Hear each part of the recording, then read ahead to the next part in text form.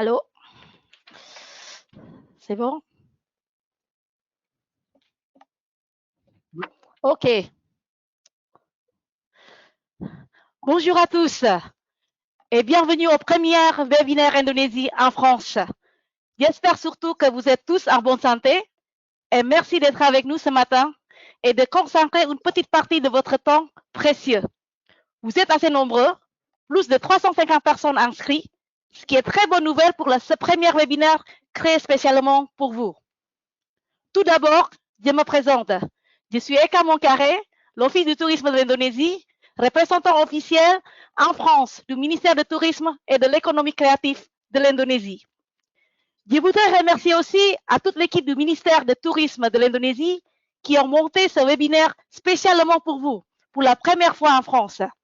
Car nous savons que c'est très important de vous informer et de se former sur cette destination magnifique qui fait de l'Indonésie une des destinations préférées des Français.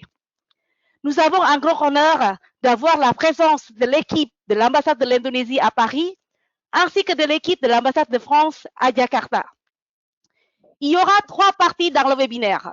La première sera la présentation de Madame Nia Niscaya, adjoint au ministre du Tourisme et de l'économie créative de l'Indonésie, responsable du marketing, en direct de Jakarta, qui va parler l'info mise à jour sur les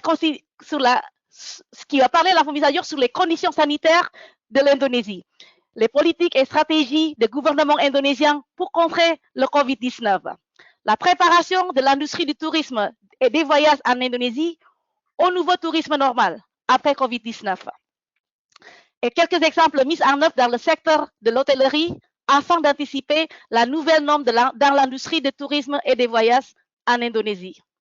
Et pour la deuxième partie, on vous amène à Bali pour découvrir les 15 paradis cachés avec Richard, le blogueur français One Day, One Travel, spécialiste de l'Indonésie, et il est justement en direct pour vous de Bali.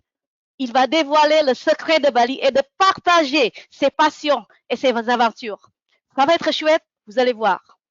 Et nous aurons ensuite une session questions-réponses. Et pendant la conférence, vous pouvez poser des questions sur les 2 présentations en arrivant sur la boîte de questions et réponses à la droite de votre écran. Et que comme le temps est très limité, nous ne pouvons peut-être pas répondre à toutes vos questions, mais nous ferons notre mieux de répondre les questions les plus importantes. À la fin, nous préparons une petite surprise pour vous, car nous avons des cadeaux sympas, des vouchers de massage baliné pour 2 gagnants préparés par Mama Balispa, le meilleur massage baliné à Paris situé dans le 17e, bien sûr pour ceux qui peuvent répondre à nos quiz. Donc, soyez attentifs et restez connectés avec nous jusqu'à la fin. Vous êtes prêts? C'est parti. Je donne la parole à Ibu Nia Niscaya. Merci Weka. Bonjour à tous. C'est un grand plaisir pour moi de vous rencontrer tous dans notre webinaire. Et c'est la première fois pour le ministère du Tourisme et de l'économie créative organiser ces webinaires en France. Mais je suis sûre que notre représentant, Ibu Eka, a déjà fait plusieurs webinaires auparavant. Aujourd'hui, je voudrais partager un peu d'informations sur la façon dont le gouvernement indonésien par les mesures nécessaires pour faire face à COVID-19, qui est très dynamique. Avec votre permission, je présenterai ma présentation en anglais.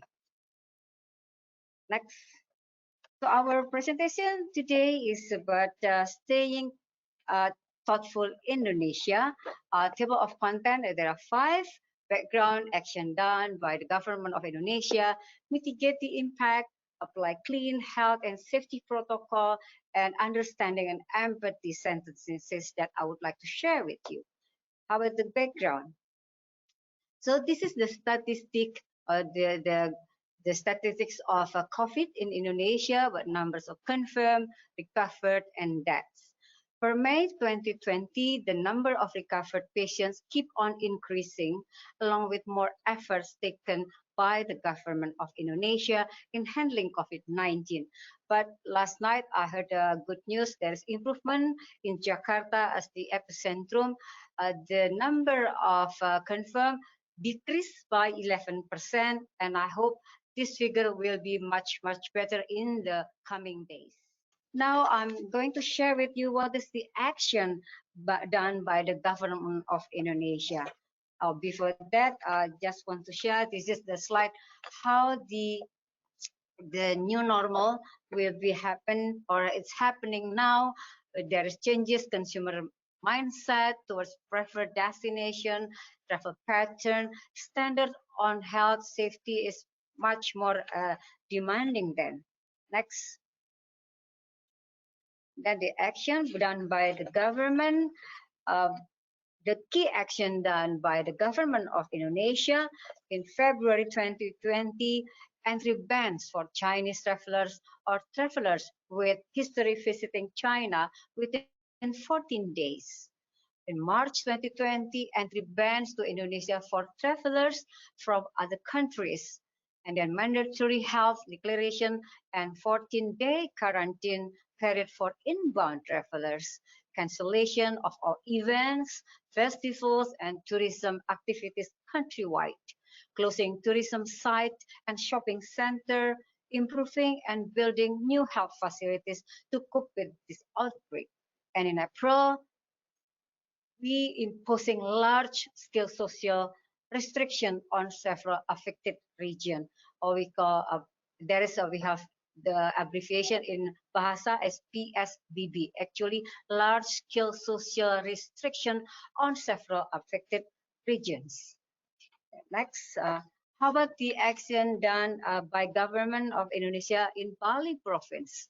Bali has increased its vigilance against COVID-19, although the province has not officially imposed large-scale social restriction known as PSBB, but most precautionary measures taken are similar to the PSBB measure.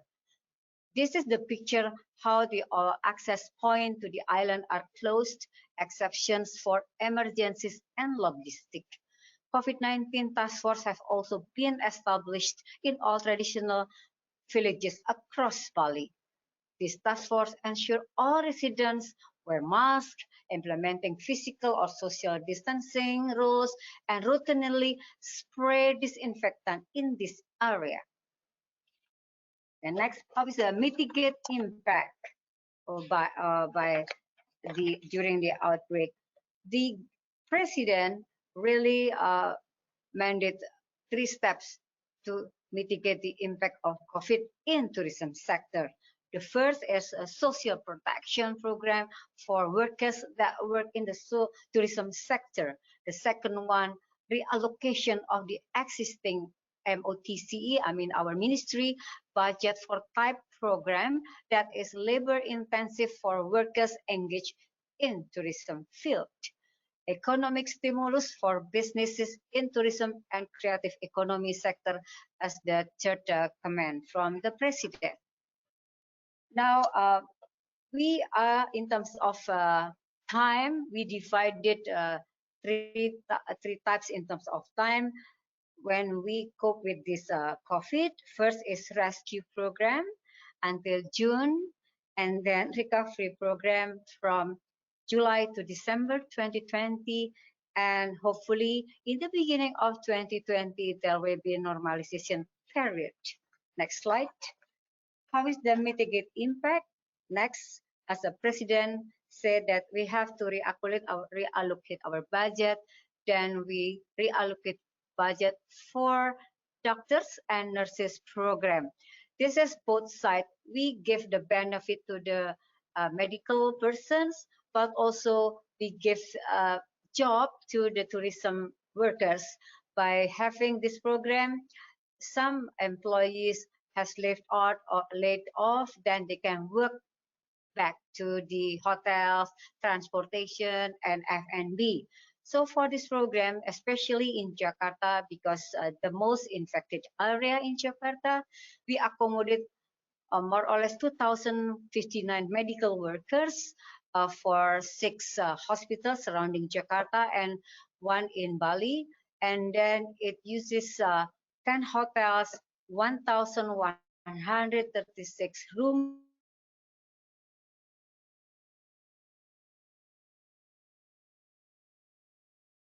1 buses and 1 minibus.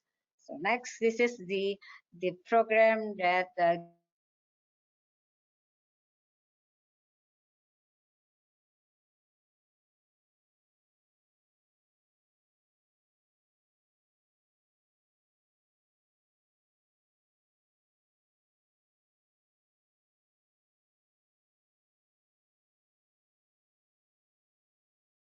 then in terms of creative economy, because our ministry is in charge for tourism and creative economy, we have program we call buying local creative or beli local creative.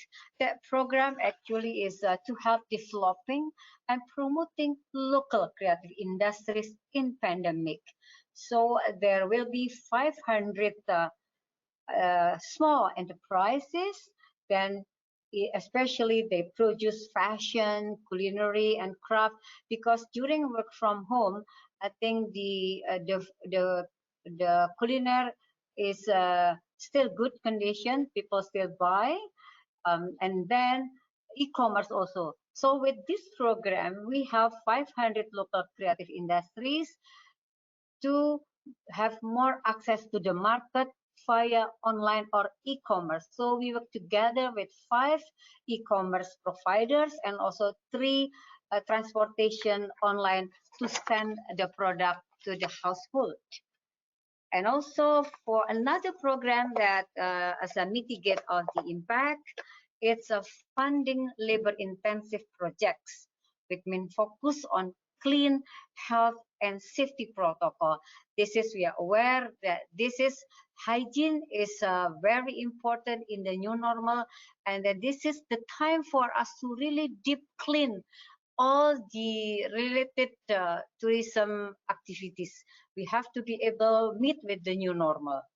The target location of funding labor intensive projects is in 11 provinces at 10 tourist attractions, 5 super priority destinations like Toba, Labuan Bajo, Mandalika, and then also 6 area like islands, Riau Island, which is close to Singapore. Usually visitors coming to this island by ferry from Singapore. And then Bali, West Java, and Central Java. And the program is, as I mentioned to you, clean health safety protocol implementation, and then we give honorarium to them. And also we improve by having capacity building and training. So this is 3 aspects that we can have reach out via this program is to build the destination to meet with the new normal, and then we give money to the workers who lost the job or paid unleave, something unleave paid, or and then to improve their capacity or skill in the tourism field. Next.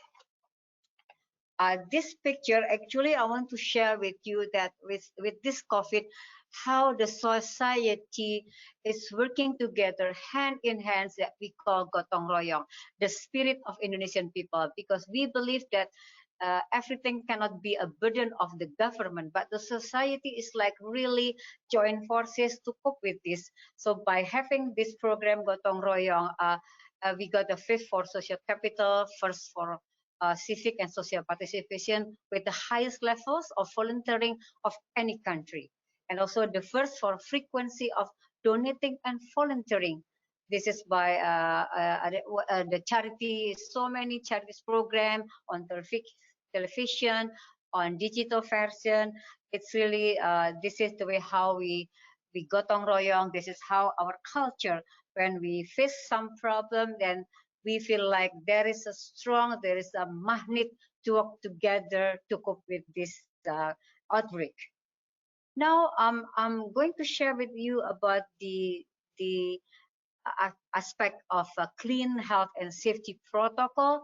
This is the picture shows how the Indonesian government is currently beginning to deepen efforts to deal with COVID-19, which is implementing we call CHS policy, where we'll prioritize verified clean safety hygienist standard. The policy protocol for implementing CHS will be begin at destination, especially in Bali, Bintan, and Yogyakarta. Batam Bintan, I mean, because close to Singapore. Indonesia is too huge, so the government has to make a priority. For this program, we put priority three things as three destinations. First is Bali, second is Jogja because this is favorite for domestic, and Batam Bintan, which is closer to Singapore. This is about the health and clean protocol. And next picture is how about the okay, this is the program that we gave to the paramedics in hotels, transportation, and we applied the CHH protocol because we don't want the hotels or transportation will be the new epicentrum for COVID. This is a picture of the, next. This is the example in Bali or like Trans Resort Bali. They are really doing the CHS protocol. So we want to reassure that the Bali is really preparing for a better, for well-prepared destination and for give more experience to the travelers. Next. This is trans. Okay, so there will be new journey of guests and also hotel employees by applying the CHS protocol. And next slide is how about in airlines? Garuda is our national carrier, also strengthening the preventive action towards the spread of COVID-19 by disinfecting aircraft, check cabin crew health before and after duty, check passenger body temperature upon boarding, implement social distancing for passengers on board. And this is also very important, mandatory health declaration for passengers.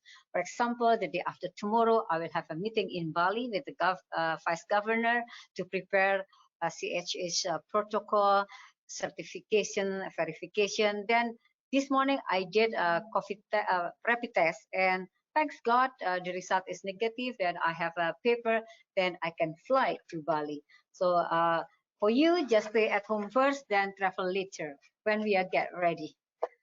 Then this is the AirAsia also doing the same, right? And then how about ferry? Ferry is used for transportation from Singapore to Batam Bintan. They cut or reduce the numbers of the passengers in one ferry. Normally, 300, they cut it up to 50%, and they really keep the protocol, includes the physical distancing of the passengers.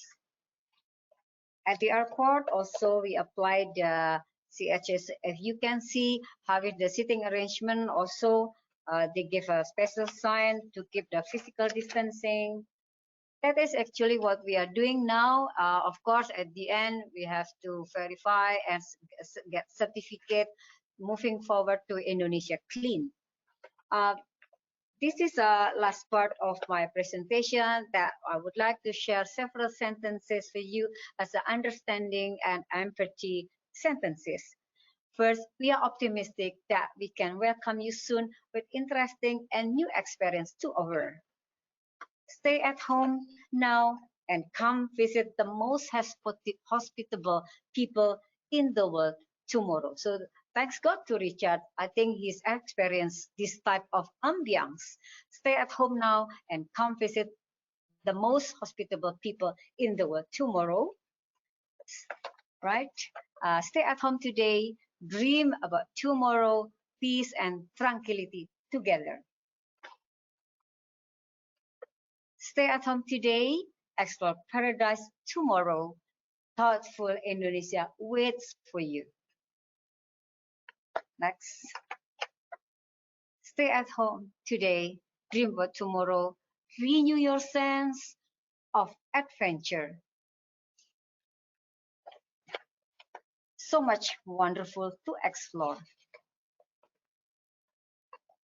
A much better future awaits. And in the meantime, the government of Indonesia puts great efforts in handling COVID-19.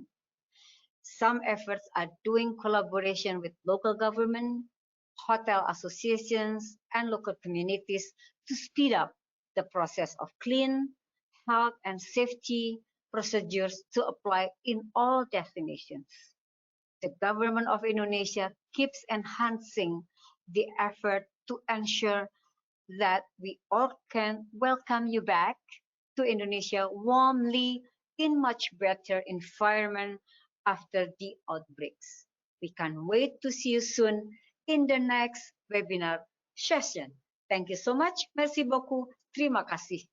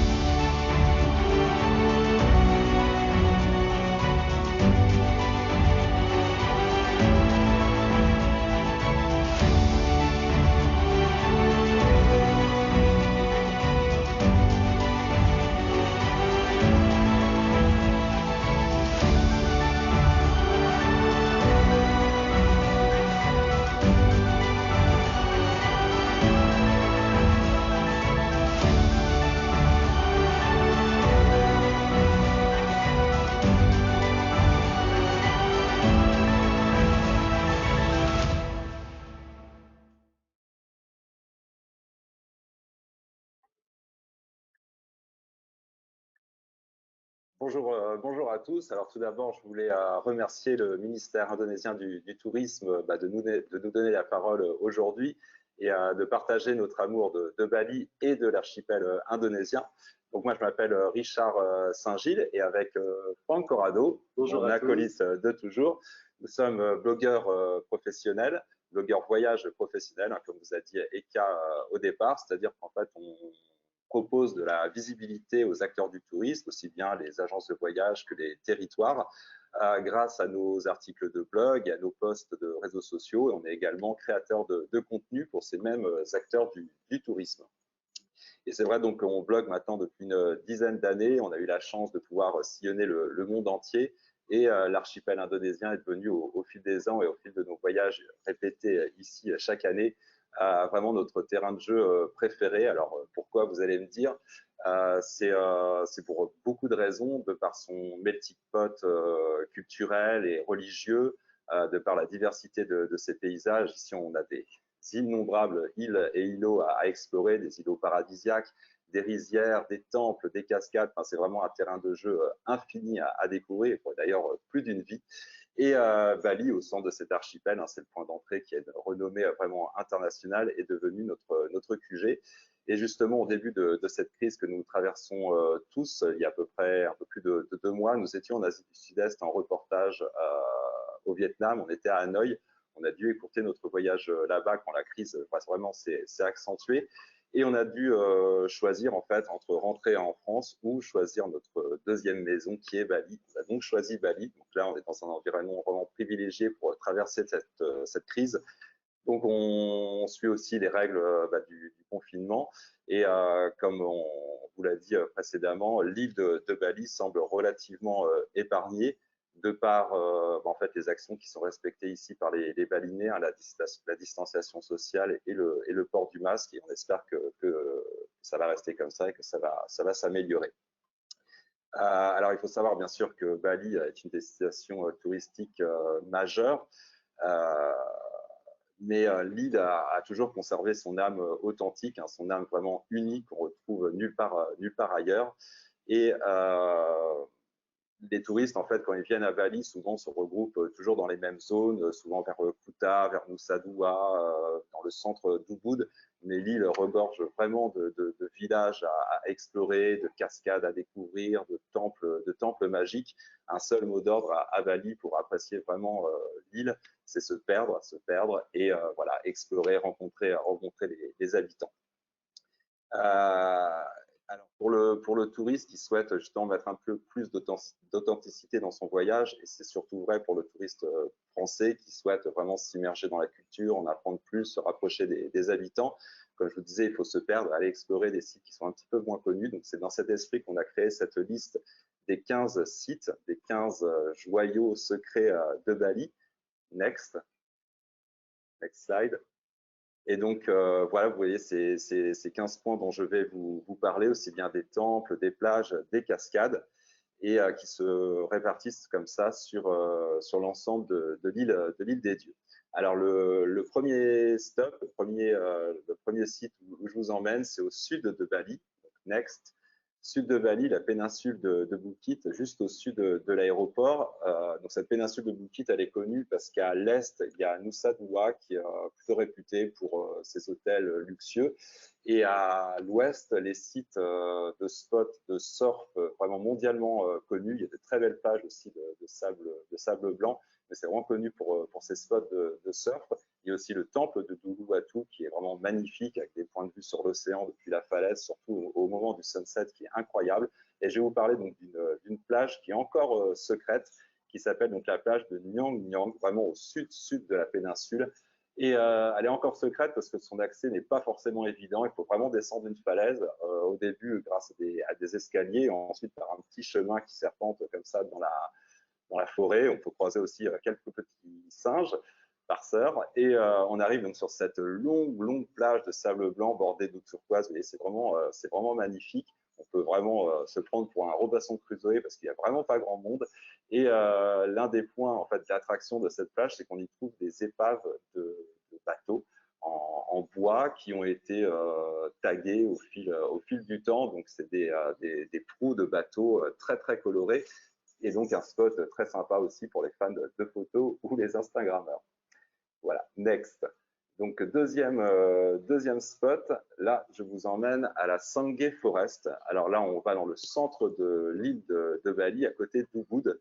Alors à Ubud, un des sites incontournables, c'est la Monkey Forest, la forêt des singes, qui est accessible à pied depuis le centre d'Ubud. Mais là, justement, je vous propose une alternative, c'est la Sangay Forest. C'est un petit peu plus éloigné, je crois que c'est à peu près à 5 km au nord d'Ubud, mais elle a notre préférence parce qu'elle est beaucoup plus naturelle. C'est une magnifique forêt de muscadiers, des muscadiers qui peuvent atteindre parfois 40 mètres de haut. Et on peut y croiser donc de nombreux singes. Donc c'est vraiment une expérience très sympa à faire au cœur de cette forêt. Nous, on l'a découverte il n'y a pas très longtemps au cours d'une course qui s'appelle le Triple H, les 3 H. Alors, je ne sais pas si vous avez déjà entendu parler, mais c'est en fait des courses qui sont organisées localement de par le monde et les Balinais adorent ça. Il y a plusieurs groupes Facebook dédiés. Et donc, c'est des courses où chacun le fait vraiment à son rythme. Le but, c'est pas d'arriver le premier. Le but, c'est de partager un moment avec les autres concurrents et les locaux et de découvrir par la même occasion en fait des villages, des rizières, des coins en dehors des sentiers battus. Et justement, cette course Triple H qu'on a fait cette fois-ci commençait et finissait à la Sangay Forest. On a pu voir ce magnifique petit singe que vous voyez en photo.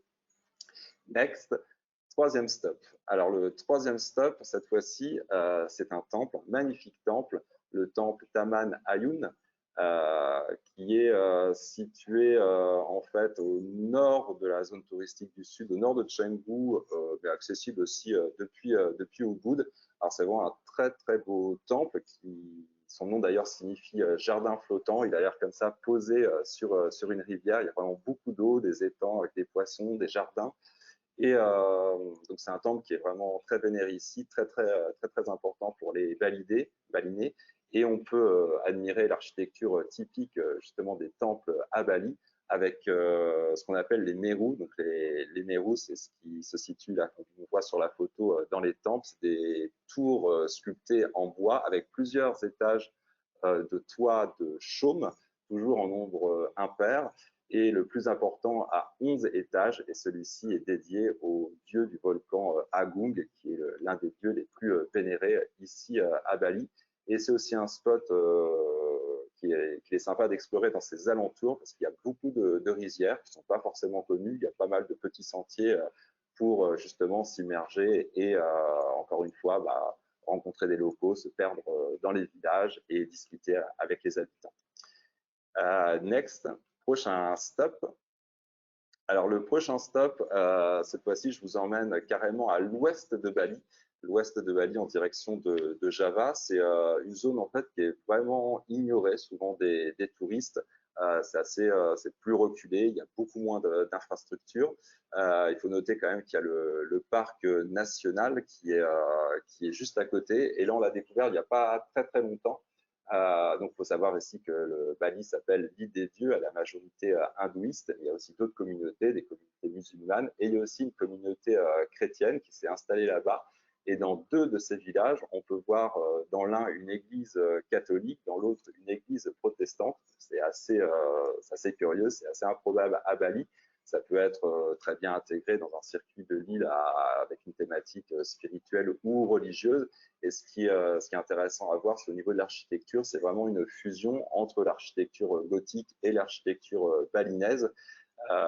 Voilà, donc c'est vraiment intéressant à voir. Et encore une fois, la région est ignorée des touristes et se prête vraiment à l'exploration soit du parc aux alentours. Il y a aussi un barrage non loin avec une grande retenue d'eau que les locaux adorent pour pique-niquer. Ou alors le long de la côte, il y a aussi un village qui est connu avec des bateaux qui sont très colorés, qui fait la liaison avec Java. Donc un spot méconnu et qui mérite justement le détour. Next, prochain spot. Alors, on ne peut pas parler de Bali sans parler de ces cascades. Elles sont vraiment innombrables. Donc, j'ai choisi celle-ci. Il y en aura d'autres après. C'est la cascade de Banyumala, ou appelée aussi la Twin Waterfall, parce que comme vous voyez sur la photo, en fait, il y a deux chutes d'eau différentes. Et puis, voilà, ça fait penser aussi au voile de la mariée avec l'eau comme ça qui s'écoule sur la façade rocheuse et qui termine justement dans un magnifique bassin où les plus courageux, parce que c'est un petit peu frais, il faut bien l'avouer, peuvent aller se baigner et prendre des photos vraiment magiques. Et c'est un site qui est à côté du village de Munduk. Alors, Munduk est situé vraiment dans les hauteurs de Bali, au nord-ouest d'Ubud.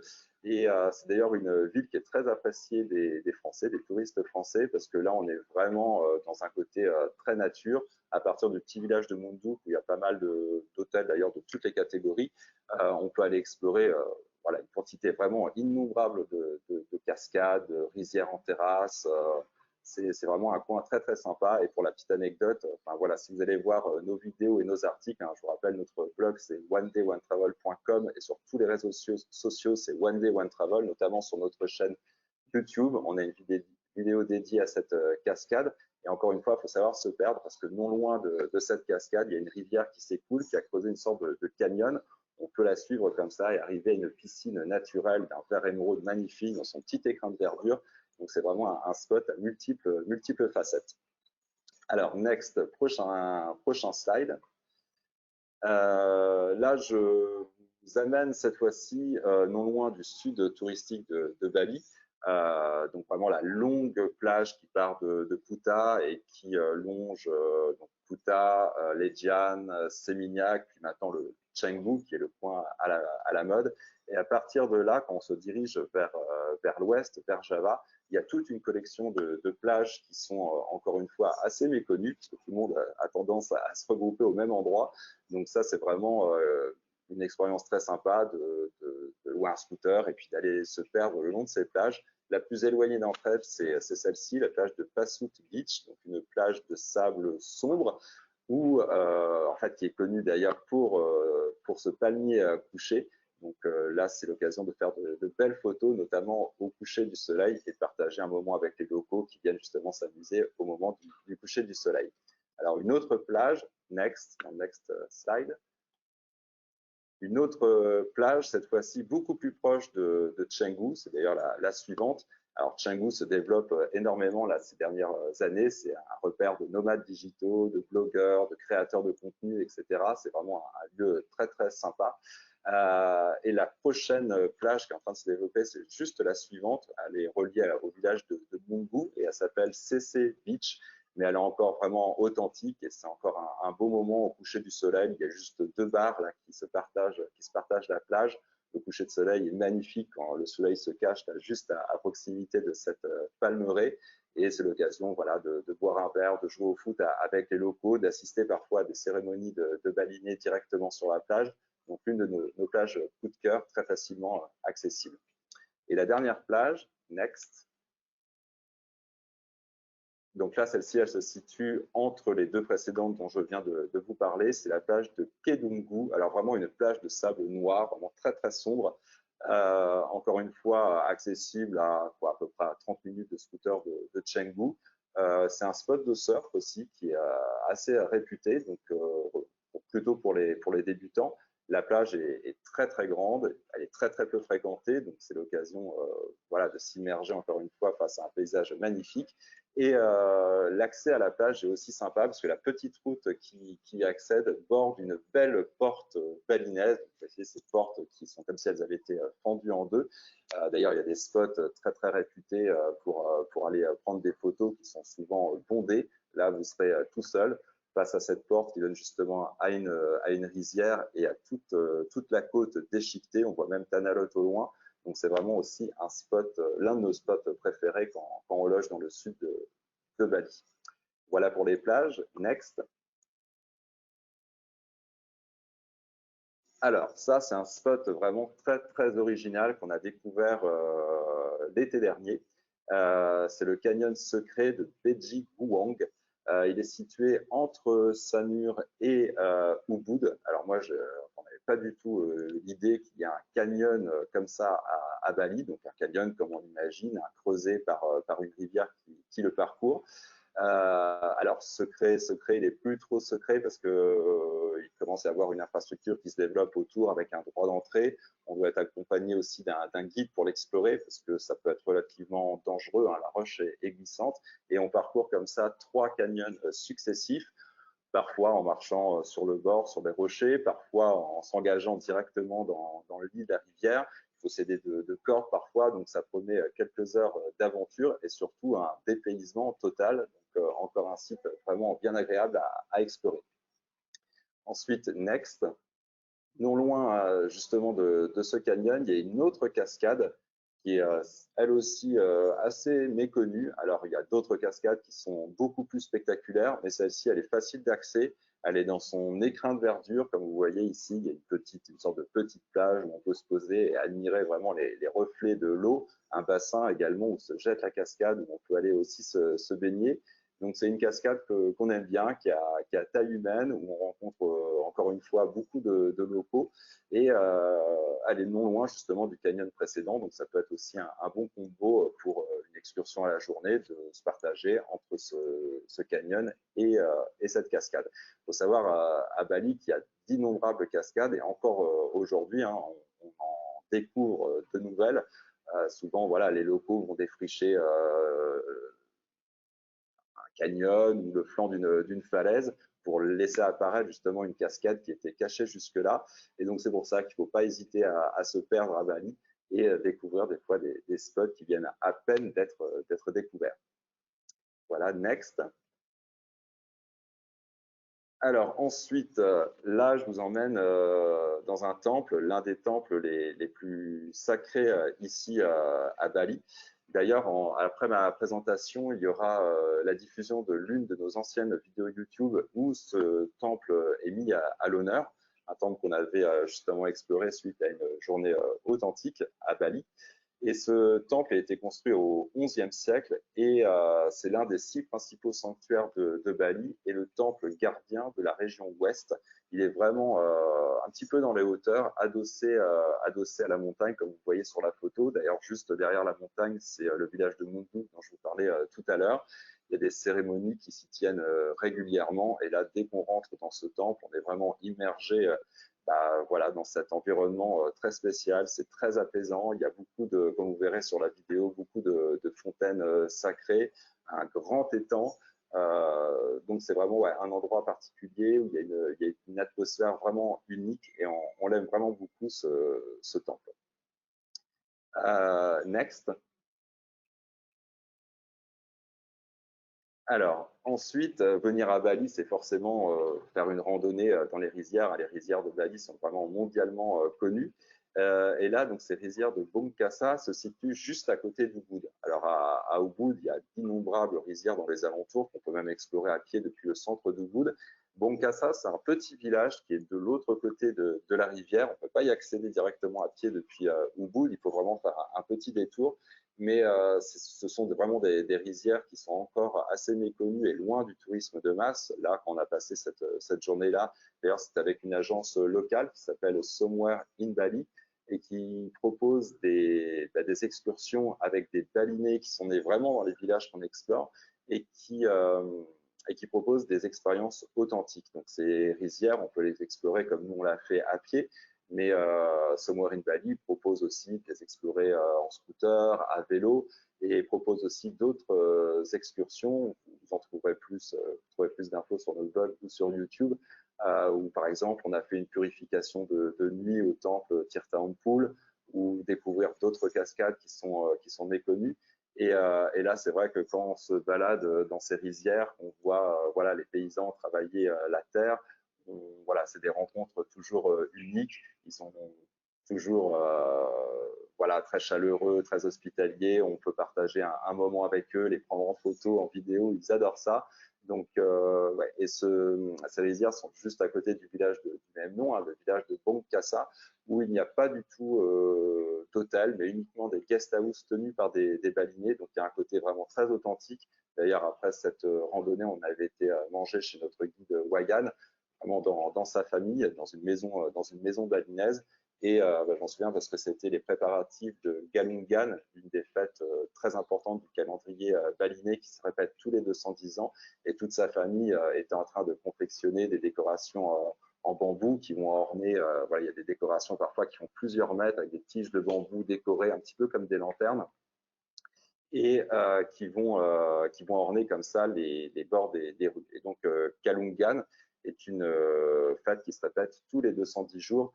Et c'est vraiment un moment qu'on a vécu ici à Bali et qui est chargé vraiment en émotions, et c'est le moyen de s'immerger vraiment dans la culture balinaise à ce moment-là.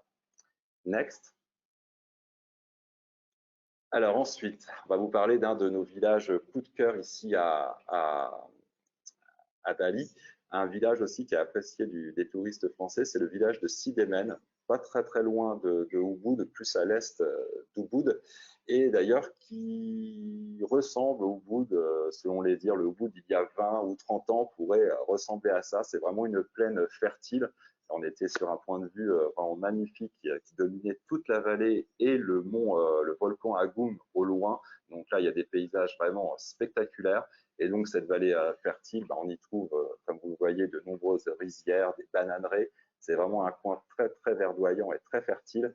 Nous, on aime bien s'y rendre parce qu'on a un ami balinais qui s'appelle Jack, qui a sa propre homestay, qui s'appelle Kanda Homestay. Donc là, il a 3 petites chambres, on est vraiment immergé dans une famille balinaise. Lui connaît très, très bien son village et les alentours et nous emmène toujours découvrir des points de vue, des treks dans les rizières. On peut aussi aller dans les marchés locaux, on peut faire des cours de cuisine. Donc, c'est vraiment une étape très, très sympa pour ceux qui veulent vraiment connaître le Bali authentique. Next. Alors ensuite, on est toujours dans la région de Ubud, parce que pareil, venir à Bali, c'est bien sûr aller découvrir ces temples, comme les plus connus, Tanah Lot en bord de mer dans le sud, ou Besaki. Il y a aussi le temple avec les bassins de purification qui est très connu, qui s'appelle Tirtha Ampul. Mais là, on vous propose justement une alternative. L'alternative, c'est le temple de Mengening, qui est situé en fait sur la même rivière sacrée, un petit peu plus au nord. Et ce village, ce temple, il est vraiment beaucoup plus petit, mais il est vraiment magnifique dans son écrin de verdure. Il faut descendre quelques dizaines, centaines de marches pour l'atteindre. Et là, il y a plusieurs bassins de purification. Et encore une fois, on ne croise pas beaucoup de touristes là-bas. Et d'ailleurs, on aimerait bien que ce site reste préservé. Tous les sites d'ailleurs que je vous donne n'ont pas pour vocation d'accueillir des foules de touristes, mais plutôt voilà, un tourisme responsable et à moindre échelle. Ensuite, next. Alors, dernier spot, c'est le 15e spot dont on voulait vous parler, une cascade, une autre cascade, mais celle-ci, elle est vraiment puissante, elle est vraiment spectaculaire, mais un peu difficile d'accès. Donc, c'est la cascade de Nung Nung, au nord d'Ubud, peut-être à moins de 30 minutes de route d'Ubud. Et on y accède en descendant des marches. Souvent, pour accéder à ce genre de cascade, il faut descendre pas mal de marches. Là, il y en a 509, donc il faut les descendre, mais il faut aussi les remonter. Et ensuite, on suit un petit chemin, le lit d'une rivière, et là, on entend un bois vraiment incroyable. On commence à voir les projections d'eau, et au détour d'un virage, on arrive justement là au fond de ce canyon, et on admire vraiment cette cascade puissante, très très haute, qui se jette comme ça dans un bassin dans lequel on peut se baigner, peut-être pas directement sous la cascade parce que ça doit faire mal, mais voilà, c'est encore un site où vraiment on sent la force de la nature, et l'un de nos sites préférés à Bali. Donc voilà pour ces 15 sites. Il y en a bien sûr une multitude d'autres, comme je vous l'ai dit. Après, à chacun de trouver ses spots préférés et surtout de se perdre à Bali. Et avant de continuer, je voulais en fait vous parler de deux associations qu'on aide actuellement à Bali, parce qu'avec l'arrêt du tourisme, les Balinais vivent en ce moment vraiment une situation vraiment délicate. Et certaines familles n'ont plus les moyens de subvenir à leurs moyens et de manger. Et donc, on aide deux associations. La première, c'est, vous le retrouverez sur les réseaux sociaux avec #FeedFamily, qui a été initiée par Tresna Bali Cooking Class. Vous les retrouverez d'ailleurs sur leur compte Instagram. Et eux se chargent de collecter en fait les donations. Il faut savoir qu'avec 25 $, on peut nourrir une famille balinaise de 4 personnes pendant 15 jours. Et donc, ils s'approvisionnent sur les marchés locaux, vraiment en faisant tourner l'économie locale. Et la deuxième association, c'est vraiment une association qui nous tient vraiment à cœur, s'appelle Food Action Bali. Vous pouvez les retrouver sur Instagram ou sur Facebook. On va d'ailleurs les rejoindre à partir de demain. Donc, si vous nous suivez, par exemple, sur les stories d'Instagram, vous en saurez un petit peu plus. Et là, c'est une association, une équipe de personnes qui a été lancée très, très récemment, qui ont lancé un mouvement de permaculture pour cultiver les aliments en collaboration avec les Balinais. Des Balinais, en fait, qui cèdent une partie de leur terrain, qui sont souvent pas du tout exploités, pour les transformer en potager, en verger, et pour permettre tout simplement aux Balinais de manger, de moins dépendre des autres îles, de développer l'agriculture biologique et peut-être dans un second temps l'agrotourisme. Voilà pour les assos. Ensuite, si vous voulez plus d'infos sur les sites dont je vous ai parlé, mais aussi sur d'autres sites à Bali, je vous invite à nous rejoindre sur notre blog voyage, onedayOneTravel.com, ou sur les réseaux sociaux, One Day One Travel, où on partage nos aventures régulièrement. Merci de m'avoir écouté, et juste après, vous allez voir justement l'une de nos vidéos qui a été tournée en 2017 et qui résume parfaitement une journée comme on les aime à Bali, au cœur du Bali authentique. Donc, next, vidéo YouTube.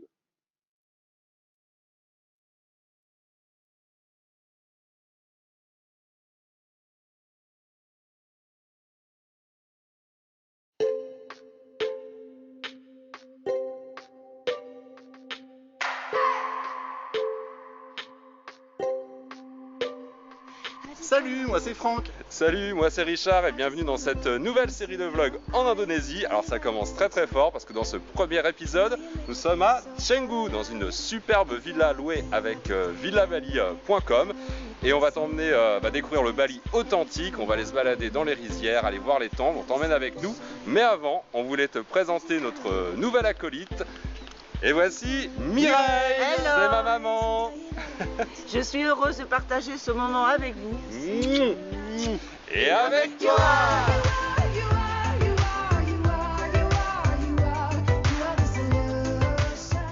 Bon, on a du mal à quitter notre superbe villa de Canggu, mais on va quand même partir en expédition. Aujourd'hui, on part avec My Asian Trip pour un tour de Bali en 4x4. Donc on va sortir des sentiers battus, on va faire du hors-piste à travers les rizières, on va découvrir certains temples, manger dans la jungle. Cette journée s'annonce épique.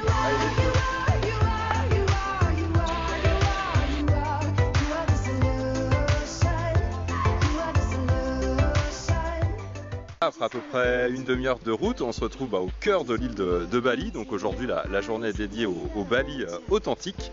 On est avec notre chauffeur là qui s'appelle Dédé, qui nous raconte voilà, toute la culture balinaise. Là, on s'est arrêté dans un village traditionnel où il y a plus de temples que de maisons. Et là, on va aller voir le travail des tailleurs de pierre.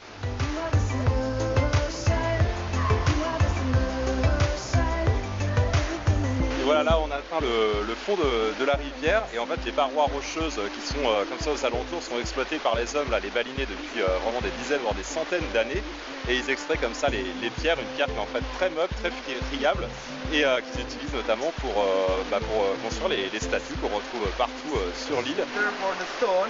Donc la dame qui est là, elle a 63 ans hein, et elle continue à bosser, à porter des pierres toute la journée. Chapeau.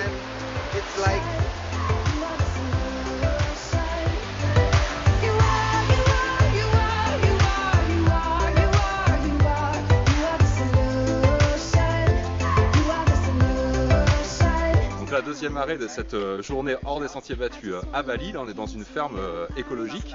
Il y a énormément de plantations tout autour, alors bien sûr des rizières, mais aussi des arbres dans tous les sens. Tout pousse ici, hein, des caféiers, des bananiers, des cacaotiers.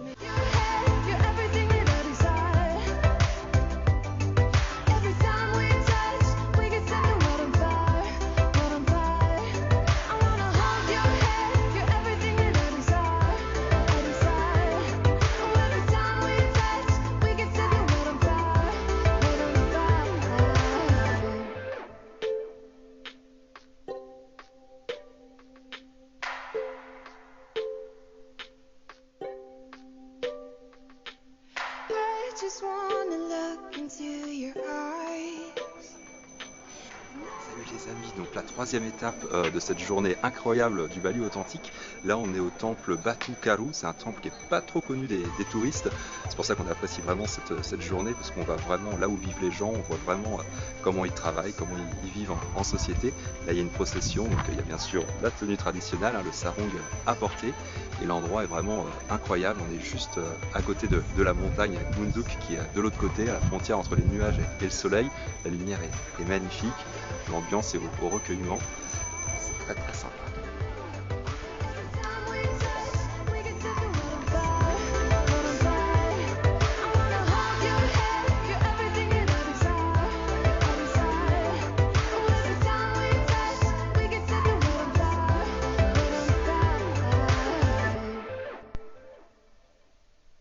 Et là nous voici arrivés aux célèbres rizières en terrasse de Jatilawi. Là vous voyez le spectacle est vraiment grandiose. On va faire voler notre drone Casper pour voir les rizières en terrasse vue de haut.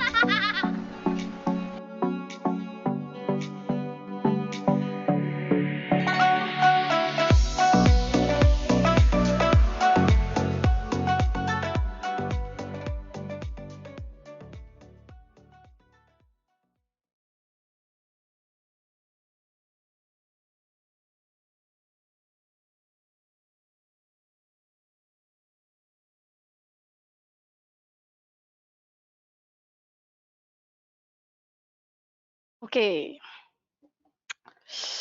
Bon, merci déjà Richard pour tes présentations. Merci Ibounia. Nous avons maintenant nous allons entrer dans les questions et réponses. Nous avons déjà 3 questions, dont 2 pour Ibounia et il y a une question pour Richard. La première question est surtout pour Ibounia. Qui demande en fait quel plan avez-vous pour effectuer la distanciation sociale car la frontière ouverte. La deuxième question, donc c'est plutôt sur le visa.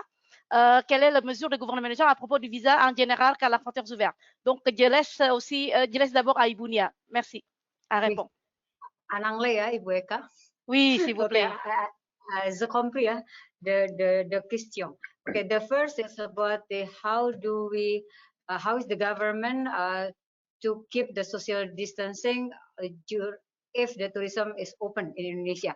Yeah, I think there will be a new normal that social distancing will be continued even the pandemic will the how do you say the special task force to combat the COVID mentioned that the pandemic period will be ended by end of May. but social distancing, we are still discussing in the government that will be the new normal. So how we keep that social distancing, especially if you are outside home or in the public area, there will be we will get involved in destination, tourist destination will get involved the tourism police, of course, and also the traditional police, especially if in Bali. So I think the new normal, we will keep that one, and there will be law enforcement on that. And then the second question is on visa. Okay, actually visa open depends on how ready is our destination. So we are really applying the CHS program. Actually, we want to be the destination get ready. We don't want tourists will have a bad experience, and also the local community if we are not ready yet. So as I mentioned to you, we prioritize Bali first, and then Jogja and Batam Bintan to get ready. We put so much effort and we invest budget to make this destination get ready about opening the destination. Then this is like a basic preparation that we will ask to the related ministries to open the border, and then applies our flexibility on visa. So basically it depends on the readiness of our destination, and I hope by June our destination is ready, at least for the 3 destinations. That is my question, Ibu Eka, and I hope I have already answered my question about visa, and also the social distancing will be the new normal. We will manage, we will encourage the industry to have a visitors management, better visitors management. They have managed the carrying capacity. Maybe there will be new percentage about the occupation of the hotels, basically to avoid the overcrowded on the tourist destination or in the site. That is my question. Thank you. Ok, merci beaucoup, Ibu Nia. Maintenant, il y a la dernière question pour Richard. Donc, pouvez-vous exprimer la situation de confinement à Bali, comme vous êtes à Bali avant le confinement, et comment la situation pendant ce jour de pandémie à Bali? Est-ce que vous pensez que c'est possible de visiter Bali? Voilà, Richard, Oui. c'est à vous. Alors nous, on est arrivé à Bali en fait autour du 10 mars. Il n'y avait pas encore de règles à appliquer, mais nous, on appliquait nous-mêmes les règles de distanciation sociale, de port du masque. Et c'est surtout depuis le jour du silence, le Nyepi, fin mars, que ces mesures ont pris sont venues réelles ici à Bali. Et c'est-à-dire qu'en fait, il n'y a pas de confinement strict et obligatoire, c'est-à-dire qu'on peut toujours prendre le scooter et aller à gauche, à droite, sans aller trop loin. Mais par contre, il y a des règles vraiment de distanciation sociale et le port du masque obligatoire maintenant dès qu'on sort. C'est-à-dire qu'on peut tomber très régulièrement sur des barrages où justement les Pechalang vérifient que le port du masque est bien respecté.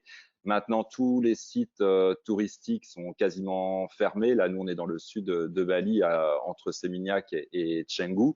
Donc, on a loué une villa. On y reste la plupart du temps. Nous, quand on sort, c'est juste pour aller acheter de quoi manger, des fruits, des légumes.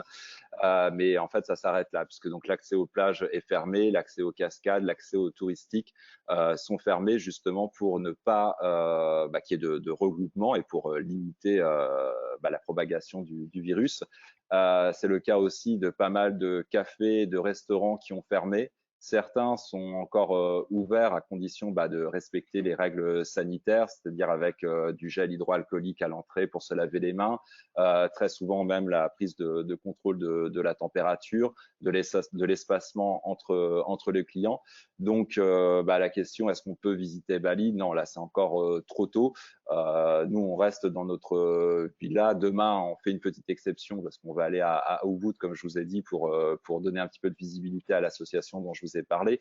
Mais ça sera juste la seule entorse au règlement et au confinement que l'on respecte ici depuis 2 mois. Il faut savoir que maintenant, il n'y a plus du tout d'arrivée de touristes depuis plusieurs semaines. L'aéroport est fermé. Il y a uniquement quelques vols de rapatriement. Mais il doit rester quelques milliers d'étrangers, enfin de touristes comme nous, qui ont préféré rester à Bali pour vivre, pour rester ici le temps que la crise passe. Et comme nous, tout le monde respecte les mêmes règles, c'est-à-dire qu'on loue une villa au mois ou sur le long terme, et on va juste sortir pour s'alimenter, pour acheter voilà, de la nourriture, des fruits et des légumes. Voilà ce que je peux dire à l'heure actuelle par rapport à la situation ici à Bali. Ok, bon, merci Richard. Donc, c'est très intéressant parce que là, vous allez vraiment vous attendez la situation réelle qui se passe à Bali. Donc, nous, on est là, l'Office du tourisme, le ministère du tourisme de l'Indonésie, pour vraiment pour vous montrer que l'Indonésie vraiment a souffert beaucoup, comme partout le pays, mais on ne veut pas laisser des bras. C'est pour ça aujourd'hui, on est là pour vous de faire ce webinaire. On espère que la crise va se passer bientôt et puis comme ça, on va tous retourner en Indonésie et on utilise justement ce moment-là de vous former et de s'informer et surtout de faire des échanges. Merci Richard et merci aussi pour toutes les personnes qui sont déjà posées des questions. Merci aussi pour la vidéo, Richard, c'est très joli. Donc, il y en a déjà qui a dit que la vidéo est magnifique. Donc, on va faire cet webinaire, on va enregistrer ce webinaire et on va vous donner le webinaire pour vous parce que comme ça, vous pouvez utiliser aussi pour former vos équipes commerciaux, vos collègues ou ceux qui ne peuvent pas venir pour utiliser ce webinaire. Et on va aussi, donc, on peut vous envoyer, donc, il y aura la vidéo et tout ça. Et maintenant, avant de se quitter, on va avoir des quiz. Voilà, parce qu'on vous aime, on vous adore, on voulait vous donner des quiz. On va avoir 2 questions. Donc, de quiz. Vous avez écouté attentivement la présentation de Ibunia et la présentation de Richard. La première question de quiz, on va vous montrer. Donc, moi, on va vous montrer la question et vous pouvez en fait donner la réponse sur la boîte de questions-réponses. Le quiz, s'il vous plaît. Le slide, quiz. OK, numéro 1. Sur la présentation de Ibunia, vous avez entendu que le gouvernement indonésien applique les protocoles sanitaires sur les établissements de services pour contrer le Covid-19. Citez ces 4 établissements de services où sont appliqués ces protocoles. Pour vous donner les indices, c'est des lieux, enfin les endroits qui sont publics, mais aussi il y a un endroit qui sont publics, mais publics touristes. Voilà, pour vous donner des indices. Donc, il y en a 4 établissements de service. Donc, je compte jusqu'à 10. 1. Vous donnez la réponse à votre droite. 1, 2, 3, 4, 5, 6, 7, 8. Il y en a déjà qui répondent? Oui. 9, 10. Sudah ada yang jawab, Pak? OK. Parce que, OK. Donc, très bien. Maintenant, la deuxième quiz. Numéro 2, quiz, s'il vous plaît, slide. Combien faut-il descendre de Mars pour accéder à la case de Nung Nung? La case de Nung Nung, c'est le dernier slide. C'est très facile. Hein? Il vous suffit seulement d'écouter attentivement. Voilà. 1, 2, 3, 4, 5, 6, 7, 8, 9, 10. Est-ce qu'il y en a déjà qui répond cette question? S'il y en a personne qui peut donner correctement combien, mais on va prendre quand même le plus proche. Hein. On n'est pas méchant parce que, mais par contre, vous êtes quand même beaucoup nombreux là qui écoutent. Donc parmi ça, il y a quand même au moins une qui peut répondre. Apakah sudah ada yang menjawab, Pak? Untuk quiz kedua?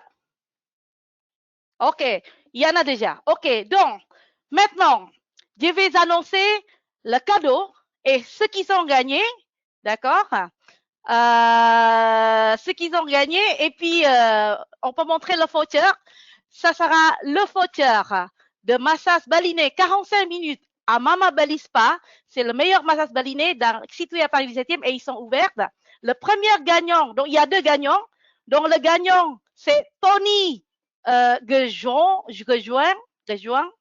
Tony Guejoin. Et le deuxième, c'est Lise Métivier. Voilà. Donc, félicitations à vous deux. On va vous contacter, on vous envoyer le voucher, on va noter votre nom et comme ça, vous pouvez venir à partir aujourd'hui si vous êtes à Paris. Par contre, si vous n'êtes pas à Paris, mais vous allez venir à Paris, bien sûr. Voilà. Donc, vous pouvez écouter. Donc, ça, c'est notre cadeau pour vous. On aura, en fait, avant de se quitter, on va vous aussi montrer la vidéo qui est faite spécialement par le ministère du Tourisme sur Bali, comme ça, qui va vous donner l'envie de venir un jour à Bali. Pour l'instant, en ce moment-là, on reste à la maison, mais on va voyager demain, je suis sûre. Je voulais aussi vous annoncer que l'Indonésie va aussi faire les prochains webinaires. On va avoir les petits surveils. Quand vous allez fermer ce webinaire, il y aura des surveils. On a demandé votre avis. Quelle thématique vous aimeriez avoir pour le prochain webinaire. Donc, merci beaucoup. Au nom du ministère du Tourisme de l'Indonésie et l'Office du Tourisme de l'Indonésie en France, et au nom de One Day One Travel, je vous remercie beaucoup pour votre présence. Vous êtes très nombreux. Et merci encore pour votre amour et votre passion avec l'Indonésie. À bientôt. À la prochaine. Merci.